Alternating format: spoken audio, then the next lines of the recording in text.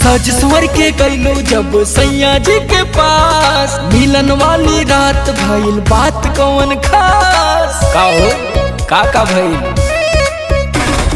सज स्वर के गईलो जब सैया जी के पास, मिलन वाली रात भइल बात कौन खास। दैया में लुट गई कोठरिया में जाई के, दैया में लुट गई कोठरिया में जाई के, राजा रस लूट लियो रे।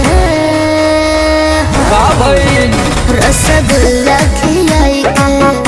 अच्छा राजा रस लूट लियो रे, रसगुल्ला खिलाई के। स्पंज वाला रहल का?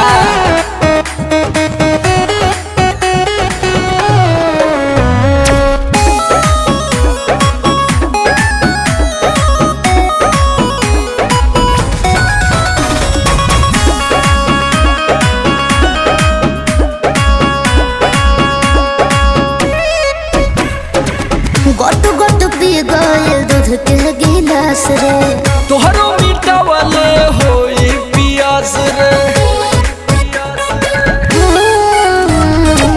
गोट गोट पी गए दूध के गिलास रे, तोहरो मिटावले होई पियास रे।